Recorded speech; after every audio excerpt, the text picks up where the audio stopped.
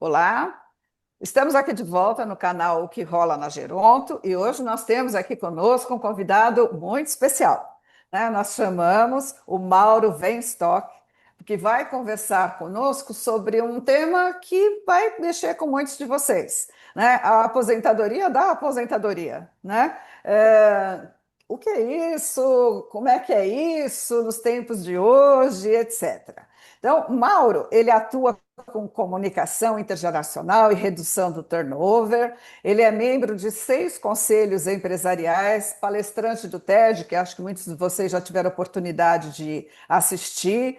É um influenciador extremamente importante, tanto que foi eleito como 10º influenciador mundial em diversidade e inclusão, nomeado pelo Top RH Influencer da América Latina. É jurado do Prêmio Ser Humano, então você pode ver que nós estamos falando aqui, é uma honra para a gente, estamos falando aqui com uma pessoa bastante importante. Ele é colunista da revista Exame, mentor de executivos e no LinkedIn Top Voice. Tem vários livros que ele pode até comentar com a gente aqui, vai ser um prazer. E hoje ele escreveu nisso no LinkedIn, né, essa questão da aposentadoria. Nós tivemos a oportunidade de ver e achamos bastante interessante convidá-lo para vir aqui conosco. Então, antes da gente começar, eu quero, em nome do canal, agradecer muito o Mauro por estar aqui conosco hoje e quero passar para ele a palavra para ele dar um olá para vocês antes da gente começar. Mauro, por favor. Em primeiro lugar, é um prazer estar aqui com vocês no canal. Sérgio e Ieda, muito obrigado pelo convite. Um privilégio falar com vocês, para vocês, e ainda mais falando sobre esse tema que é extremamente importante, né? É uma tendência mundial, que é a aposentadoria da aposentadoria, né? O que significa exatamente isso, né? Vamos Aham. saber agora, né? Isso. Sérgio, quer falar alguma coisa? Dá um olá? Não, só agradecer, reiterar o agradecimento à disponibilidade do Mauro, que é uma pessoa com expertise muito grande na área e um assunto muito intrigante. Vamos lá. Aham. Então vamos lá, Mauro. Então, assim. Será que a aposentadoria, como nós conhecemos, né, como ela tradicionalmente se construiu, ela está deixando de existir? Por isso que a gente está falando de vamos nos aposentar da aposentadoria, né? O que que é isso? Então, fala um pouquinho para a gente o que que isso significa. Na realidade, Ieda, é um modelo de mentalidade diferente. Porque antigamente, lá para trás, a gente vivia uma época em que a gente tinha um tripé, né? Era educação, que ia até uma certa idade. Depois era um emprego, que a gente ficava lá 20, 30 anos, 40 anos na mesma empresa. E logo depois a gente se aposentava. E começava, entre aspas, a curtir a vida.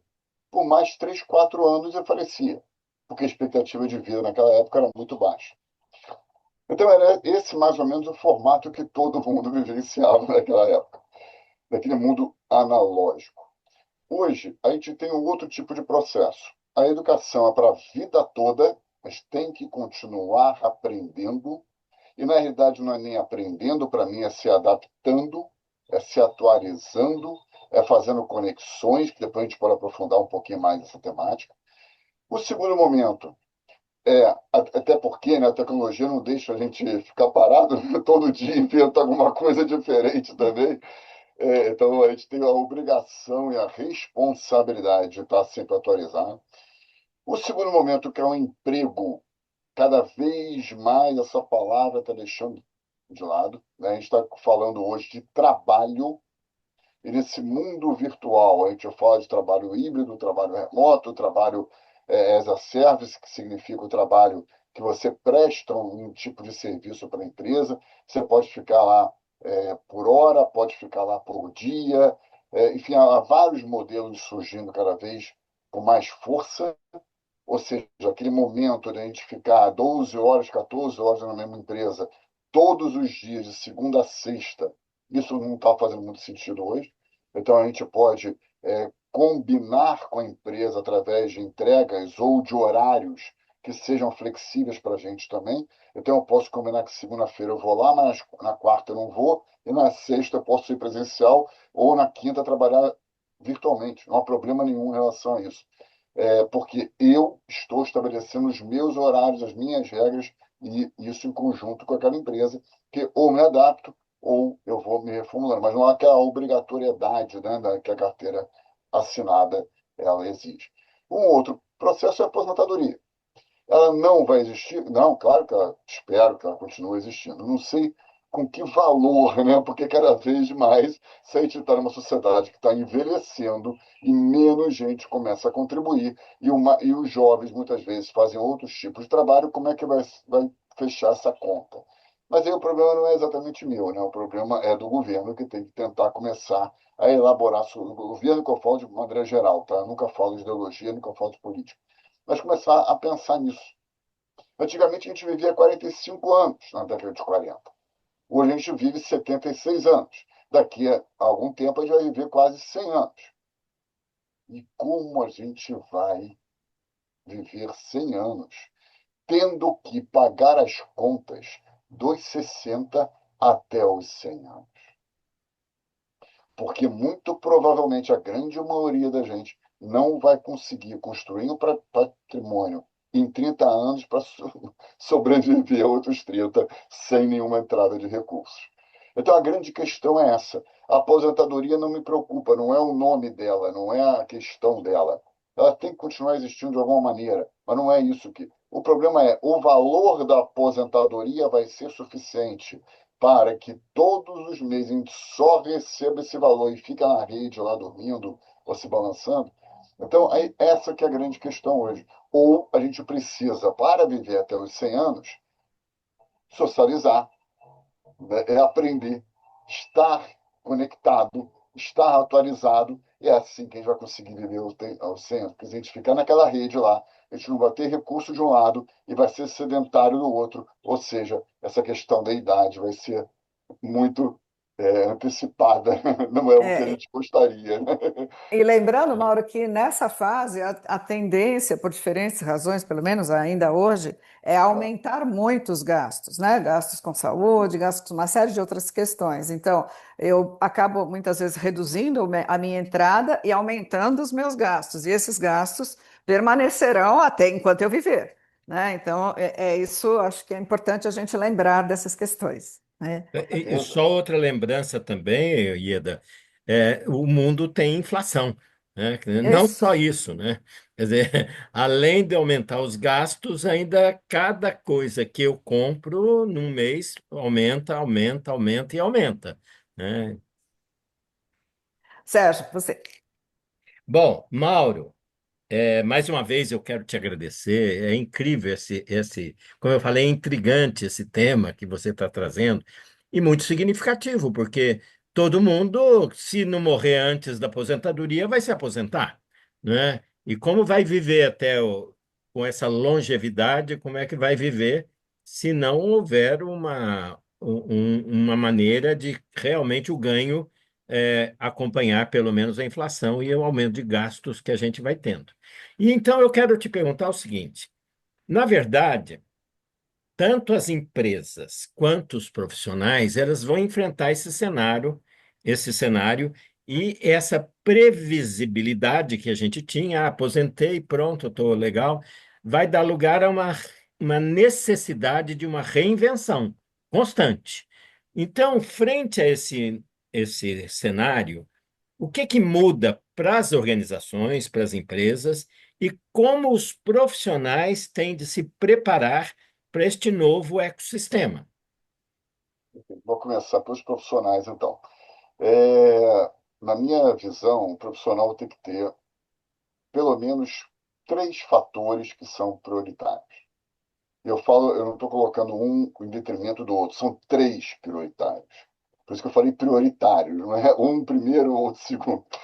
É, Um deles, sem ordem naturalmente, é a atualização técnica.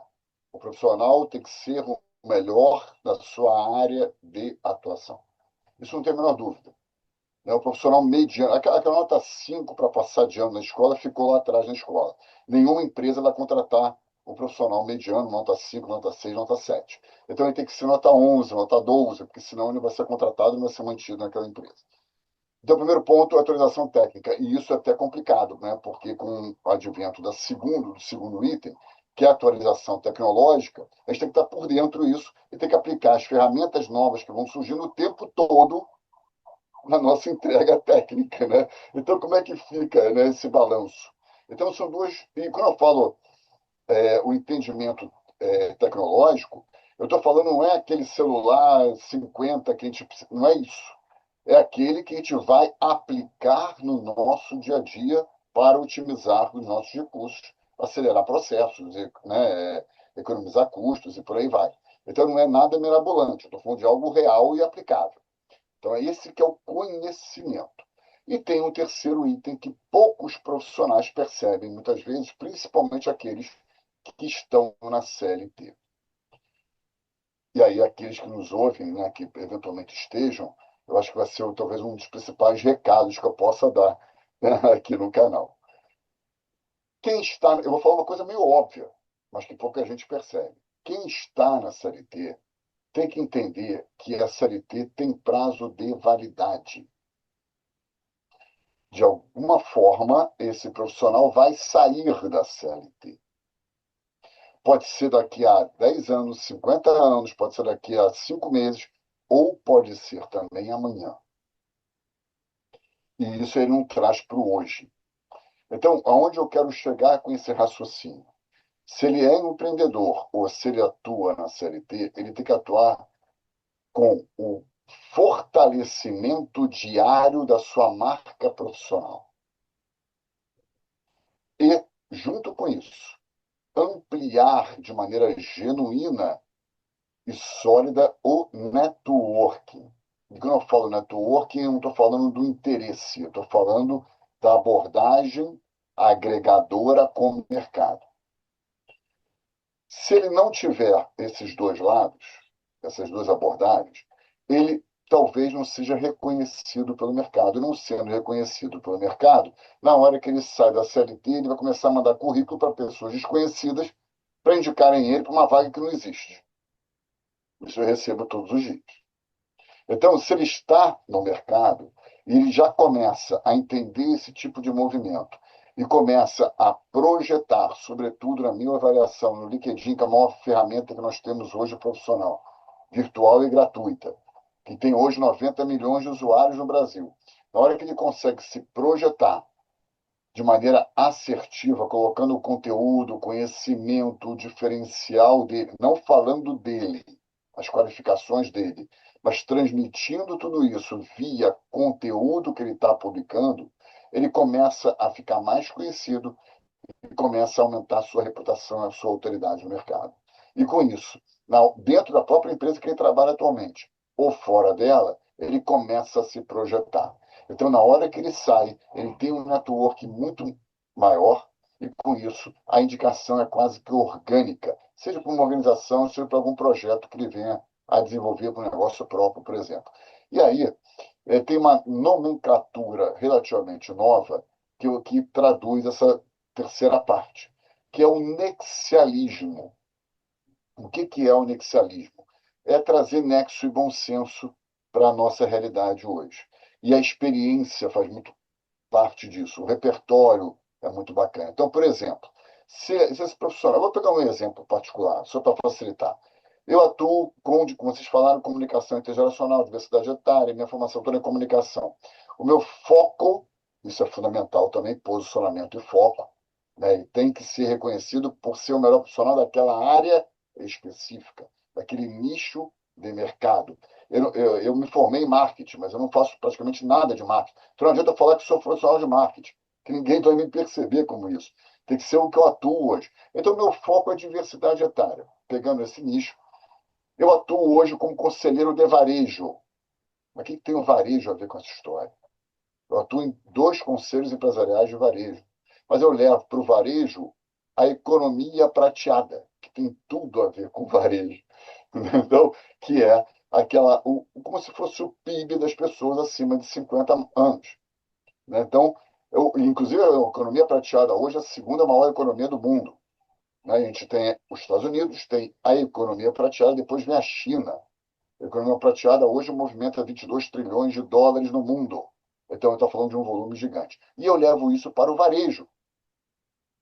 E o varejo, nesses encontros que eu tenho, nas reuniões que eu tenho, ele está dentro de uma bolha, como qualquer outro segmento, porque eles falam a linguagem do varejo, eles falam aquilo que é técnico do varejo. E eu não sou técnico, eu nunca tive uma loja na minha vida, por exemplo. Então, por que eu estou lá? Porque eu faço uma abordagem diferente. Eu trago a humanização, eu trago a economia, trago valores que o varejo muitas vezes não está percebendo. Eu atuo na área de saúde.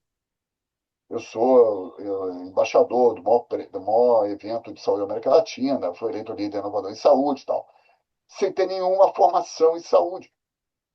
Agora eu falo sobre envelhecimento, eu falo sobre longevidade, esse é o meu foco na área de saúde. Então eu não estou perdendo meu foco nem no varejo, nem na saúde. Só que eu também atuo na área de RH, né, esses prêmios que você mencionou, tal, excelente. Por que eu atuo na área de RH? Porque quando eu falo de liderança, quando eu falo de mercado de trabalho, eu tenho que falar com RH. Eu não tenho nenhuma formação em RH. Outra vez, outro exemplo, sem formação acadêmica. Mas o que eu tenho é conexão. Eu conheço muita gente nessas áreas, eu absorvo conhecimento e levo do varejo o que eu aprendi na saúde, levo para a saúde o que eu aprendi no RH e faço essas conexões. A mesma coisa na área de startups. Eu sou jurado do maior prêmio de hackathon do mundo, sem ter tido uma startup na minha vida. Agora, eu pego o que eu aprendo lá das inovações que a startup está trazendo e levo como conhecimento para as outras especialidades, outras áreas também. Então, é esse movimento que eu sugiro que a gente faça hoje. Aí eu faço muitas mentorias e o profissional fala assim, mas eu não tenho tempo para isso. Essa é a grande questão. Porque tempo é Uhum. um dos nossos bens mais valiosos. Não tenho dúvida nenhuma disso. Ninguém tem tempo para nada. Concordo. Mas também eu acho que vocês vão concordar comigo que hoje a gente não tem tempo, mas vai arranjar tempo para a gente. Porque amanhã, na hora que a gente sai da empresa, a gente vai ter todo o tempo. Não é aquele ano sabático, a semana não sei o quê, vou viajar com não sei o quê, vou ficar um ano fora. Beleza. E quando a gente voltar? Eu vou ter todo o tempo do mundo, mas na verdade não vou ter tempo nenhum. Eu vou estar Uhum. pressionado, vou estar ansioso, vou estar. Então, se a gente não arranjar tempo hoje para a gente, amanhã vai ser muito mais complicado. Uhum. Você tem razão, né, Maura? Tempo é uma coisa que a gente gerencia.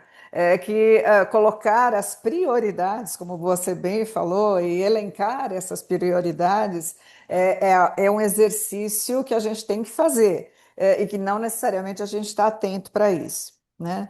Você falou muito da questão da tecnologia, então vamos lembrar assim, né? Nós todos aqui nascemos, nós somos analógicos, nós somos da geração analógica que foi absorvida, invadida, penetrada pelo mundo digital, cada que está posto não vai voltar para trás e vai cada vez mais evoluir. E a evolução disso acontece assim de uma forma muito, muito rápida. E isso acontece nas empresas, etc. Então, hoje, a gente fala da inteligência artificial, que está cada vez mais presente, e ela vai gradativamente assumindo funções das mais básicas e repetitivas até para funções mais complexas, principalmente na área de saúde.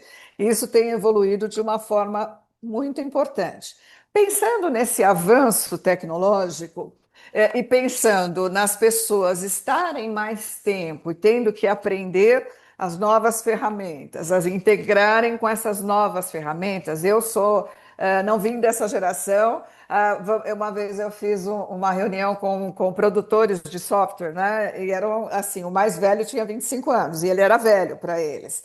Então, quando eles falam, isso foi muito interessante, quando eles falam de que eles constroem a coisa intuitiva, eu falo assim, você constrói intuitivo para você, para a sua faixa de idade, né? Então, como é que a gente lida com a questão do que é intuitivo em diferentes gerações? Então, assim, pensando neste mundo que vai ter que se integrar com as pessoas envelhecendo, como é que a gente pode fazer com que as empresas valorizem essa experiência das pessoas mais velhas, né? Como é que ela pode trabalhar para integrar os profissionais mais experientes com os mais jovens, que são mais experientes em termos tecnológicos, mas podem não ser tão experientes em termos de produção de empresa, etc. Então, como é que eu vou colocar todo mundo junto, trabalhando de forma harmônica, sem uma disputa, uma competitividade ou uma desvalorização dos profissionais que estão mais velhos e que não são tão próximos da tecnologia, mesmo que se esforcem e aprendam gradativamente? Como é que a gente faz isso? Excelente, essa pergunta é de milhões, na realidade. Isso, é. A gente precisa perceber justamente isso. Você tocou em um ponto fundamental que o mundo corporativo hoje ou não está enxergando ou não quer enxergar. Uhum. Né? E aí aquelas que não enxergarem muito brevemente vão ficar para trás, né, aquelas empresas. Então, é muito por aí mesmo.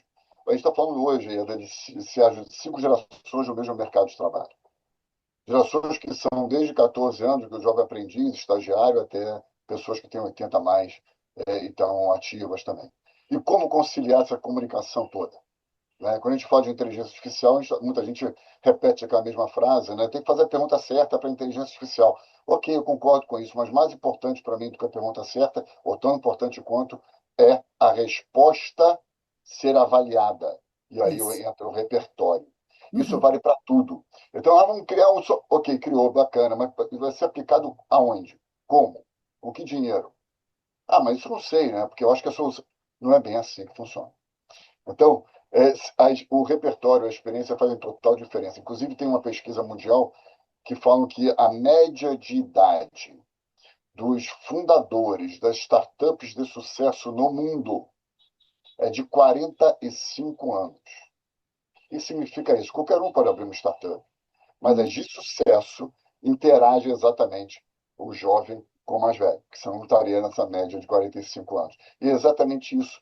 E na hora que a gente fala para qualquer tipo de empresa, e a gente coloca todo mundo para discutir aquela questão, eu falo todo mundo mesmo, no sentido de a maior diversidade possível, hierarquias diferentes, é, áreas de atuação diferentes, idades diferentes, tudo que você puder diferente, dentro de grupos focados, para debater determinados desafios, encontrar soluções rápidas e ágeis para resolver aquela questão, você tem uma eficiência muito maior.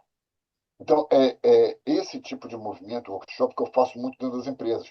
Porque não adianta apenas a gente fazer o que é válido, mas não é suficiente. Uma palestra, alguma coisa. O que eu trago, e também uma consultoria também, demora 6 meses. Ninguém tem tempo para esperar 6 meses para implementar alguma coisa.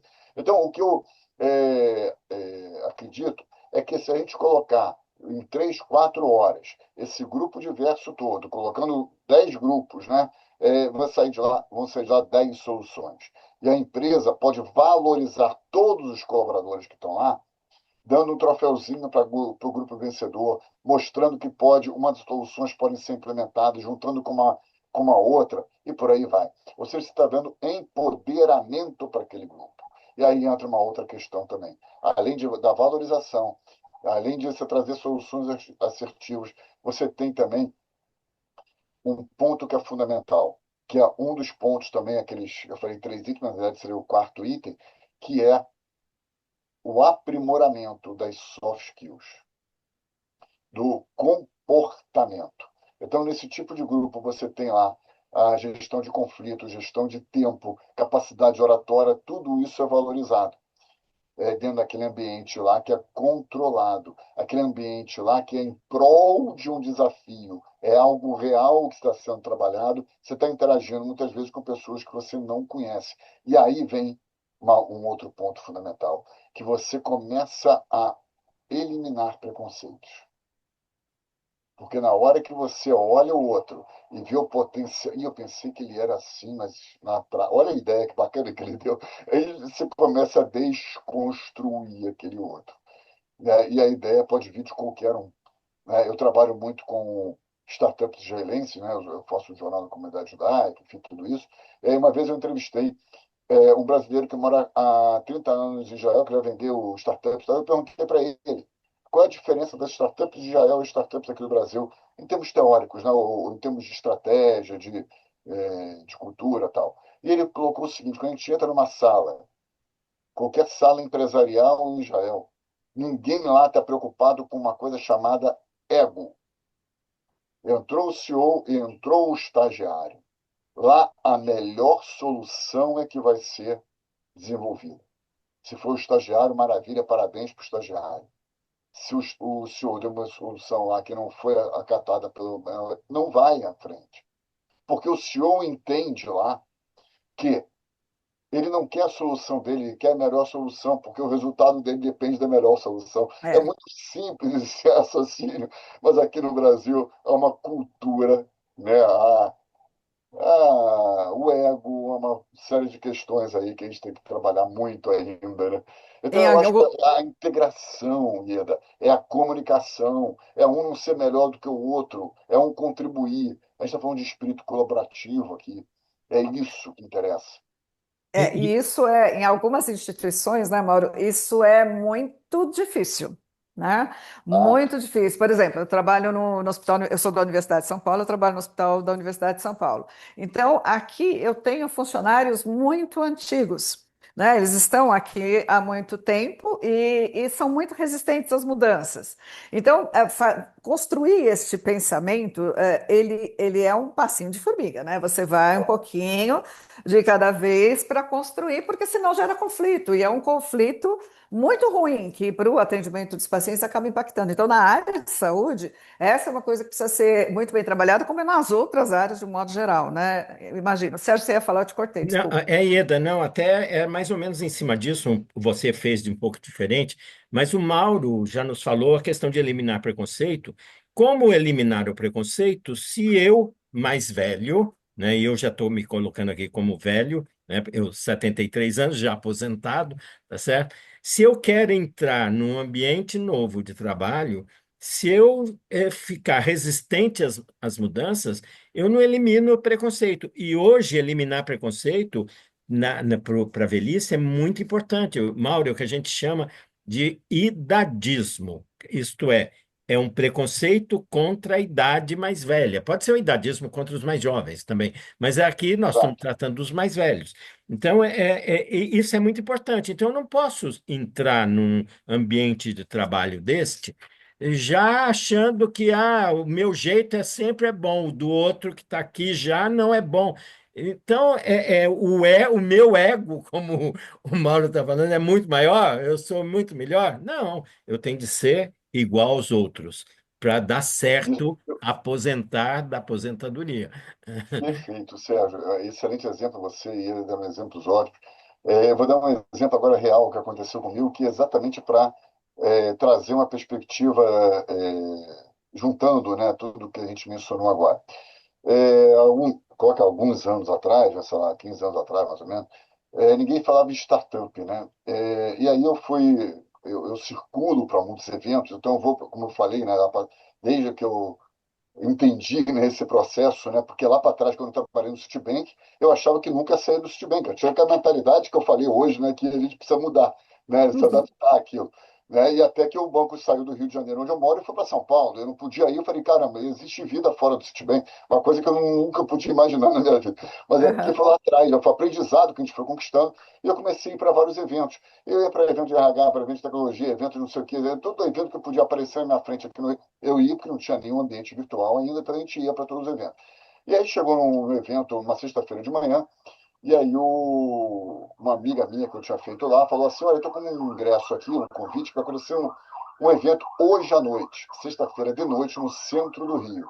Eu não vou poder ir, você quer ir no meu lugar? Eu falei, mas que evento é esse? É Startup Weekend. Eu falei, Weekend eu sei o que é, mas Startup eu não tenho a menor ideia do que é Startup. E aí, hoje eu sou parceiro da Copa do Mundo de Startup, só para ter ideia. Mas naquela época eu não tinha a menor ideia. E aí, ela falou assim: eu também não sei, vai lá e me conta. Na hora que ela falou isso, me deu um branco. Eu falei, cara, eu tô com o ingresso na minha mão. Eu vou chegar lá, vai ser uma furada que, meu Deus, né? Aquela coisa, o pensamento de o que eu vou encontrar. Olha aí, né, o pulo, né? Mas naquela época eu não tinha ainda muito pensamento nesse sentido. Mas a hora que cheguei lá, sexta-feira de noite, eu olho um coworking aqui do Rio. Não estou brincando, tinha uns 150 jovens de 17 anos. Eu olhei e falei, o que que eu estou fazendo? Pelo amor de Deus, o que que eu fiz aqui? né? Mas Eu vou aí ser linchado vivo aqui na eu não ciência. sei o que eu estou fazendo, porque eu não sei o que estou falando, que linguagem é essa. E aí o organizador começa a falar assim: vocês têm que criar uma startup do zero em 54 horas. Eu falei: ô, pode parar. Primeiro, volta a fita. O que é startup? Para começar, do zero. Segundo, 54 horas eu vou ficar quieto domingo. Você está totalmente louco que eu não vou voltar mais. Assim, minha visão, talvez eu acredito a minha naquela época e da maioria das pessoas, né? Aí cheguei lá, claro que eu fui no sábado, né? Eu falei isso de maneira aleatória. Cheguei no sábado lá e comecei a interagir com o meu grupo, que era o mais fraco, na realidade, de todo mundo lá, enfim. Aí eu fui para validar não sei o quê, fui para cá, para lá, né, com o grupo. Aí chegou na hora de apresentação. Meu grupo só tinha feito um slide. Um. E os outros tinham QR Code. QR Code naquela época era a coisa mais revolucionária que tinha. Eu falei, cara, vai ser uma vergonha tão grande de apresentar esse negócio. E aí tinha uma pessoa que tremia, tudo errado. Conclusão da história, chegou na metade do evento e a gente ganhou disparado o evento. Mas ganhou disparado, não tinha o segundo colocado. Ou seja, alguma magia aconteceu nesse evento. E o que que era? Por acaso, eu não tinha pensado nisso, o foco da startup era para o público acima de 60 anos. Ou seja, a educação para essas pessoas não ficarem sedentárias. Então tinha aula de inglês, tinha aula de não sei o quê, tinha aula na casa da pessoa, fora da casa, tinha todo um procedimento para elas não ficarem sedentárias. Só que todos lá, aqueles 150 jovens, se identificaram com aquela solução. Eu tenho um avô, tenho uma avó, tenho uma bisavó que queriam. Aí eu falei, uma primeira magia aconteceu aqui, que foi esse sucesso, né, da startup que nem existia ainda. E aí depois eu desenvolvi um pouco mais para fazer um evento aqui no Rio, e queria reunir 30 pessoas com uma solução que eu tinha dado lá, e na realidade o evento fechou a porta com 400 pessoas. Eu falei, segunda magia aconteceu. 3 meses depois, o LinkedIn me dá o primeiro selo dos três que eu tenho de Top Voice, aquele azulzinho lá atrás, que para mim faz muito mais sentido. Terceira magia aconteceu. 6 meses depois, a Exame me dá uma coluna que eu tenho até hoje, sei lá, faz não sei quanto tempo. Quarta magia aconteceu. Me começaram a me chamar para palestras para isso, para aquilo. Quinta magia aconteceu. O que eu quero mostrar é o seguinte: se a gente não entra, não mergulha no novo, a gente não vai abraçar o desconhecido, não vai conseguir fazer a ponte, conectar, ter insight. Então, esse é o nosso principal desafio hoje. Ah, mas aquilo lá não tem nada a ver comigo. Vai lá. Pode, também não tinha nada a ver comigo. Vai lá, vê, aprende. Né? É isso que eu acho que falta hoje para o profissional como um todo. E a empresa precisa perceber isso. A principal causa de desligamento das empresas, são duas principais causas de desligamento do profissional da empresa hoje. A gente está falando hoje de 9 milhões de pessoas que pediram demissão voluntária no Brasil no ano passado. São dois. Primeiro, o clima da empresa, né? Eu estou falando um líder tóxico, ambiente que é hostil, aquela coisa toda que a gente sabe, e junto com ele, a falta do desenvolvimento da carreira e desenvolvimento pessoal dele. Se ele E- não tiver uma coisa nem outra, ele vai embora na mesma hora, principalmente em juventude. Certo. Interessante, Mauro. Mas agora eu até. Esse que você está falando é fundamental até para que haja um ambiente também legal, cada um se comprometendo para que esse ambiente seja legal. Mas agora eu quero falar, eu quero voltar no negócio. E a aposentadoria da aposentadoria? Então, vou perguntar para você o seguinte: aí nós temos esse ambiente em que eu estou voltando para o mercado de trabalho, estou entrando num setor, tá certo? Pode ser novo ou não, né? E vou lá estar convivendo com várias gerações, cinco, quatro, cinco gerações, neste mesmo ambiente de trabalho. E eu, como velho, eu tenho de ter o que você chama de longevidade ativa, e que nós aqui da área do envelhecimento tem um modelo de envelhecimento que a gente chama de envelhecimento ativo. E que é aquele envelhecimento contra o idadismo. Quer dizer, eu sou partícipe, eu vou aqui, vou tentar contribuir e aprender, né? As duas coisas juntas. Mas é um ambiente muito diverso, né? São várias gerações. Como é que as empresas vão trabalhar este cenário com várias gerações? Isto é muito desafiador. Como elas têm de trabalhar para que este ambiente seja produtivo? Tendo, na minha opinião, Sérgio, uma cultura dentro dela, valores dela muito bem consolidados. O que significa isso? Na hora que o colaborador, seja de qual for, de qualquer idade, entra na empresa, ele precisa saber exatamente o que a empresa espera dele em todos os sentidos. Então, o primeiro movimento dele, que seja de maneira preconceituosa ou que rejeita outro colaborador, ela tem que sofrer uma advertência claríssima por parte do líder dele. Se isso for implementado de maneira frequente, né, e real, de maneira genuína dentro das empresas, elas começam a ter um ambiente muito mais acolhedor, respeitoso. E eu vou dar um exemplo para vocês. Não preciso nem falar o nome da empresa, mas uma vez eu fui entrevistar um profissional que na época estava com 26 anos. E ele, naquela época, ele era sócio de uma das maiores empresas do Brasil. Sócio. Estou falando de empresa que todos conhecem. E eu perguntei para ele, como é que você chegou a ser sócio da empresa? Né? Porque com 26 anos, você tem normalmente um caminho e tal. Tirando o talento dele, porque o talento dele, claro que é natural, isso tudo. Mas o que eu queria pegar era outro aspecto, não é aquilo que eu falei, né? O técnico, não, isso aqui, nesse momento, não estava me interessando. Eu queria saber o que a empresa fez, né? Ou o que você fez para a empresa te olhar dessa forma. E aí falou o seguinte, foi exatamente a postura da empresa. Ela olhou, viu o meu potencial, apostou em mim de maneira clara e eu estou entregando o resultado. Inclusive, eu tenho na minha equipe, que dirige uma área gigante lá na empresa, de bilhões que eu estou falando, uma equipe, vários profissionais acima de 50, de 60 anos. E olha a postura dele, eu aprendo todo dia com eles. Eu troco muito com eles. O que eu quero passar? Se a direção da empresa apostou nele, ele incutiu essa mentalidade. Eu não sei quando é que ele começou na empresa, realmente não vou saber se foi estagiário, mas ele já incutiu. Na hora que ele entrou na empresa, ele já teve com essa mentalidade e agora está transmitindo a cultura da organização para o grupo dele. Então, eu estou falando do inverso, né? E o inverso também acontece. Mas a gente tem que trabalhar todos que estão entrando na empresa. Sem essa cultura não adianta. E aí entra outro aspecto.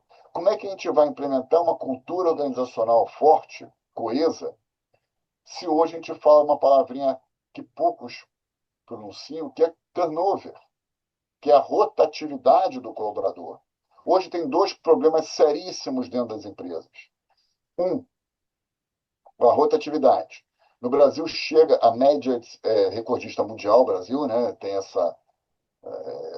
ranking, o Brasil lidera sempre, com 56%. O que significa, em outras palavras, esse número?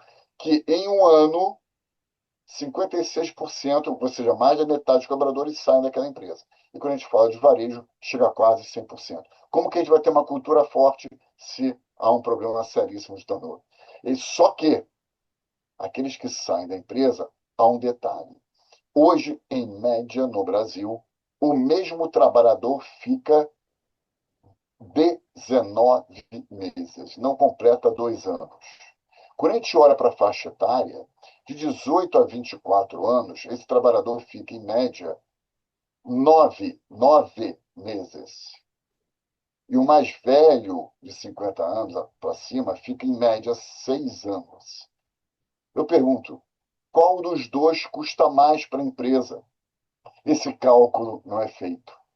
O plano de saúde. Coloca no papel quanto custa o plano de saúde mensal e quanto custa essa rotatividade de recrutamento, seleção, de saída de custos, encargos. Coloca tudo isso no papel. Eu garanto que vai ser um valor muito superior. Esse é o primeiro ponto. Um outro ponto é o desengajamento dos colaboradores. Hoje, no mundo inteiro, a gente tem um número que apenas 21% dos trabalhadores mundiais estão engajados. Ou seja, muitos deles estão na empresa, mas não estão na empresa de alguma forma. né? E como é que fica isso? Cadê a entrega? Cadê a produtividade? Quando a gente fala de um trabalhador mais velho, ele não está lá apenas pela questão salarial. Ele está lá para se sentir útil, se sentir produtivo, mostrar resultado. É isso que é o valor do profissional mais velho, muitas vezes. Então, esse grande diferencial faz todo sentido. A gente tem que olhar para isso também. Olhar para os números de um lado, que é o financeiro que interessa para a empresa, e olhar para o outro lado de maneira contextualizada. Vou dar um exemplo. Você pega call center. Call center normalmente é o primeiro emprego. Por que o call center ainda não ativou a maioria deles? Que se você contratar um profissional mais velho, ele vai ter muito menos rotatividade lá dentro. Ele vai atender de maneira muito mais tranquila. Ele não vai querer pressa para atender. Porque é o jeito dele. Ele aprendeu a falar daquela maneira. Ele está entregando muito mais resultado e não vai ter um turnover colocado né, de maneira muito intensa para aquela empresa. Então, são alternativas gigantes que a gente precisa contemplar hoje. Não é a empresa que vai no futuro, talvez seja o de hoje. O futuro é amanhã, é hoje. Né? É muito por aí que a gente tem que pensar. Você falou uma coisa muito importante, Mauro, que assim, nas áreas de saúde, principalmente, esse turnover, ele existe também, principalmente quando você trabalha com empresas terceirizadas. Isso acontece em muitos serviços. Então, essa rotatividade, ela é absurda. Então, você não tem esse comprometimento com o local, né? E isso impacta na qualidade de uma forma muito importante, né? Eu sempre brinco aqui no hospital assim, hoje a gente tem emprego, mas não tem trabalho, né? As pessoas, né? Trabalho, essa cultura de trabalho, ela está sendo modificada. E como é que a gente vai trabalhar com isso na hora que eu tenho que atender pessoas que estão aqui 24 horas, precisando de atendimento de qualidade, etc. E tem as pessoas rodando, rodando, e às vezes o treinamento, por melhor que seja, não consegue ser em tempo real tão eficiente a ponto disso, né? Então, acho que as empresas, de fato, precisam olhar para isso de uma forma diferenciada. Então, Mauro, infelizmente a gente tem que terminar. Eu acho que a gente poderia ficar aqui a tarde inteira conversando sobre isso, mas assim, fazendo um fechamento de tudo que a gente estava conversando aqui, eu queria que você contasse para a gente, assim, pensando nessa dinâmica, assim, quais são de verdade os principais desafios para o novo mundo do trabalho e qual seria a nossa nova definição de aposentadoria? Né? Porque daí eu consigo juntar este mundo que a gente vive com o novo mundo do trabalho e para quem está e para quem vai entrar, de que aposentadoria a gente está falando, né? Isso, a aposentadoria, você sabe muito melhor do que eu, veio ter um aposento, né? Ir para os Isso. aposentos, né? E, e será que aos 60 anos a gente vai para os aposentos fazer o que lá? Né? Ele vai ficar, não é isso, sério? Ele vai É. ficar até quanto tempo os aposentos? Até os 100 anos, a gente não vai chegar até os 100 anos se a gente for para os aposentos aos 60 e ficar parado lá. Então, a grande questão é essa. Então, vamos talvez mudar essa temática da aposentadoria. Ok, institucionalmente válido, ok. Mas a gente, enquanto profissional, enquanto pessoa, acima de tudo, a gente tem que começar a pensar no que a gente vai fazer. E aí pode ser qualquer coisa, realiza um sonho, começa a pensar nisso. Inclusive, eu falo muito de quando a pessoa está na CLT, né? Tem vários casos, vou até falar um caso agora como exemplo. A pessoa começa a pensar assim, quando muito, né? Pensa no plano B, né? Quando eu sair da empresa, eu vou fazer aquilo. Mas esse plano B, se é que alguns têm, a gente pega aquilo lá, coloca no papel, escreve no papelzinho, no computador e tal, e deixa engavetado aquilo, porque não é prioridade, a gente não vai sair nunca, não vai sair, né? Não, vai ficar protelando, porque hoje é sexta-feira não é dia de pegar, sábado, domingo, claro que eu não vou pegar, segunda-feira eu estou todo enrolado, não vou pegar também. Então fica adiando aquela história toda, não vai pegar nunca aquele plano para poder.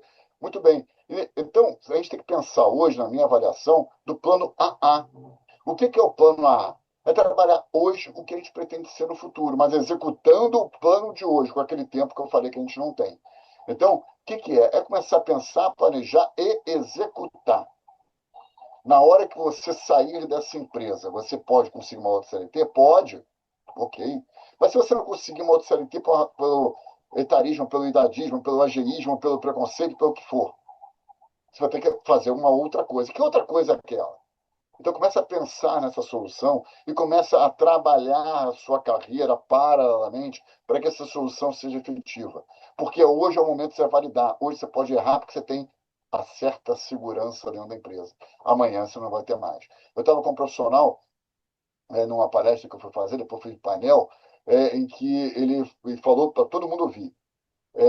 Eu comecei como estagiário nessa empresa, fiquei 40 anos nessa empresa, e aí eu cheguei ao cargo de VP na empresa. Fantástico, uma trajetória maravilhosa.